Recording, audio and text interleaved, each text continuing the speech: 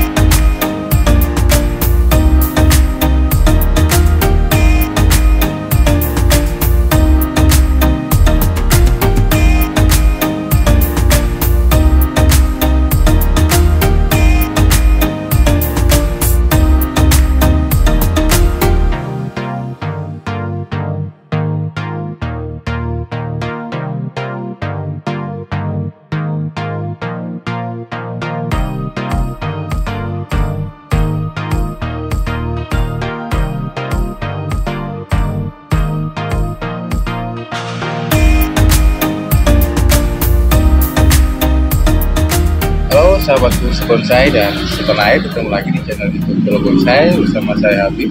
Di kesempatan kali ini saya masih berada di kebun daun milik Bapak Yahya, yakni beliau tetap ini Bapak Lurah Desa Kabulan, Kabupaten Bojonegoro, Kecamatan Bolo. Di kesempatan kali ini rencana kita mau mengupdate program seru kayak informal yang dulu sempat kita videokan. Nanti buat teman-teman yang penasaran dengan video sebelumnya bisa melihat nanti linknya, bisa kita cantumkan di kolom deskripsi atau di akhir video. Oke, seperti apa perkembangan dari serut yang dulu pernah kita videokan, kita simak sama-sama tentunya nanti dengan Mas Nanang yang mana beliau yang memprogram serut ini hingga menjadi seperti ini konsepnya. Ini terus tentunya setelah yang satu ini.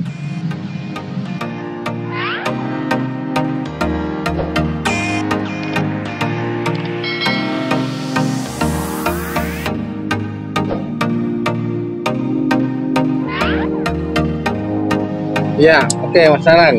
Kalau untuk konsepnya dari pohon ini Mas Nanang, masih sama seperti konsep yang lama yang di video sebelumnya atau sudah ada konsep baru setelah ada perkembangan dari pohon ini sendiri Mas Nanang?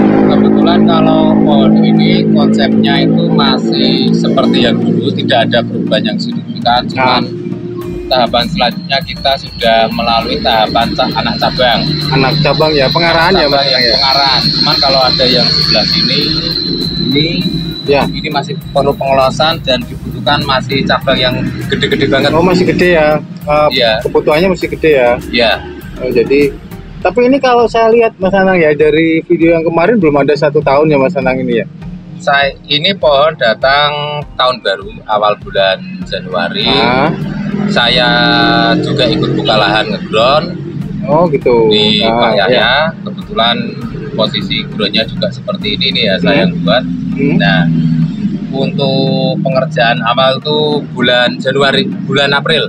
Bulan April ya? Ya, sekarang jadi kalau Desember. April sekarang akhir tahun ya belum ada setahun belum lah. ada setahun. Udah seperti ini ya Mas Sudah Nanang ya. seperti ini. Itu saya lihat kalau ada percabangannya juga lumayan cukup signifikan cepat ya ini. perkembangannya Mas Nanang ya. Iya, kebetulan pohon ini juga potongannya nggak gede-gede amat, sehingga untuk proses kedepannya itu paling estimasi saya 3 tahun sampai 4 tahun lah maksimal itu sudah naik pot. Sudah naik pot ya? Sudah naik pot. Nah kebetulan Pak Yaya sendiri untuk maintenance hariannya itu berani pakai pupuk. Berani pakai pupuk ya. Yang makannya enak-enak. Enak ya. Tentunya pupuk yang bagus ya Mas Nanang ya. Bagus. Oke. Pupuk yang rata-rata high class kalau kebetulan yang dipakai. Jadi untuk perkembangan seperti ini juga tergantung tentang maintenance setiap hari ya. Kalau kita main ground itu bukan hanya sekedar kita masukkan ke lahan ground, tapi juga kita bagaimana berpikir bagaimana ini pohon cepat tumbuh gede, maksimal, cepat jadi. Ya maintenance harian mulai penyemprotan insek, terus pupuk harian itu juga kita pakai, mulai organik, kimia juga kita pakai. Betul. Kalau medianya, Mas Nanang, kan kemarin sudah kita bahas ya medianya Mas Nanang. Ya. Yang video lama ya. Ya, video lama. Nah, kalau yang ini masih pakai media yang lama atau udah di? Kalau kita main ground mulai awal sampai akhir ya medianya ini kita nggak pakai ganti media. Kan ada kayak temen yang ini kemarin, apakah di ground itu perlu penggantian media? Ada pertanyaan seperti itu Mas. Biasanya kalau pergantian media itu setiap orang itu konsepnya kan beda-beda dan perhitungannya juga beda-beda dan punya tujuan beda-beda dan perhitungannya hasilnya juga endingnya sama ya. Cuman untuk teknisnya tidak ada yang salah. Teknisnya bebas ya Mas. Bebas. Mau ikut sana, mau pakai teknik sana, teknik sini, itu tidak ada yang salah. Tujuannya kan tetap kesuburan. Jadi untuk mempercepat program ini sendiri ya Mas. Iya. Nah kebetulan pohon ini itu favorit saya. Pohon ini ya Mas. Ya favorit saya. Kenapa Mas Nanang? Ekspresinya itu banyak. Oh gitu ya, nggak monoton gitu ya? Monoton gitu. Nanti untuk endingnya tetap kita review lagi. Ya betul. Ini endingnya itu seperti apa? Nanti potnya itu konsepnya seperti apa? Nanti bisa diikuti sama bolo bonsai lagi ya Mas Nanang ya? Bolo bonsai ya. Nanti ikutnya ke kontes ini. Betul. Bagaimana hasilnya ya? Jadi nanti ketika pohon ini sudah siap untuk naik pot dan siap untuk di test drive di pameran tentunya Mas Nanang ya. Nanti kita ikuti. Jadi apakah konsep yang seperti ini bisa menarik hatinya juri apa enggak? Teman-teman bisa tunggu nanti sampai pohon ini benar-benar maksimal ya Mas Nanang. Kalau saya ini favorit lah. Jadi kalau saya bonsai itu tanaman apapun ya kita pegang. Ya. Tapi dalam tanda kutip yang bisa bertahan lama dengan pot yang media terbatas. Karena tidak semua jenis pohon itu bisa bertahan lama dengan media tanam yang terbatas. Kalau untuk serut ini sendiri karakternya gimana Mas Nanang? Kalau di media yang terbatas? Bandel ya, nggak masalah ya. Iya. Asal pemupukan tetap rutin ya tentunya ya. Pemupukan tetap rutin. Jadi kalau sudah di pot itu reporting penggantian media rutin, terus pruning rutin. Nah kebetulan kalau saya bikin pohon itu tidak pernah pruning. Nggak di pruning ya? Nggak pruning itu kalau konsep saya pruning itu kalau bonsai sudah jadi. Oh gitu ya. Jadi alasannya kenapa Mas? Kalau ini kenapa nggak di pruning maksudnya? Ya, waktu wiringnya kan mungkin ranting-rantingnya kan bisa kiri kanan, tapi kalau kita pruning, pas kita wiring, kita pluntir, secara otomatis posisinya itu kan juga acak nanti. Oh, jadi gitu posisi daun, posisi ranting kiri kanan itu kan nanti kan acak. Tapi kalau ada daunnya kan kita bisa memposisikan daun itu lebih mudah ya, karena kita kalau di pruning kan nggak tahu ini daunnya terbalik atau bener gitu ya. Jadi kenapa saya harus main ground seperti ini? Kalau ground itu konsepnya kan bonsai itu endingnya itu kan tampil tanpa kawat. Nah apalagi kalau bintang itu bekas pengawatan semaksimal mungkin harus hilang. Jadi bekas kawat itu dalam artian luka bekas lilitan itu ya. Bekas lilitan itu hilang. Yang kemakan kawat itu. Kalau utama alat bantu itu juga harus hilang ya. Oke. Makanya kenapa harus main drone? Iya. Berarti ini nanti kalau ada, kan tadi sempat lihat juga ada bekas kawat tapi udah mulai jalan, udah mulai nggak kelihatan Mas Anang. Nah, ini kan sudah mulai hilang. Ini udah mulai hilang. Oh berarti ini prinsipnya gini Mas Anang ya, kalau di ground itu nggak perlu takut nanti bekas kawatnya nggak bisa hilang gitu ya Mas Anang ya. Nah, kalau ini di kan ground membuktikan bahwa kalau kelebihan ground itu di sini. Jadi nutrisinya mungkin lebih maksimal dia untuk penyembuhan diri. Iya betul. Jadi itu.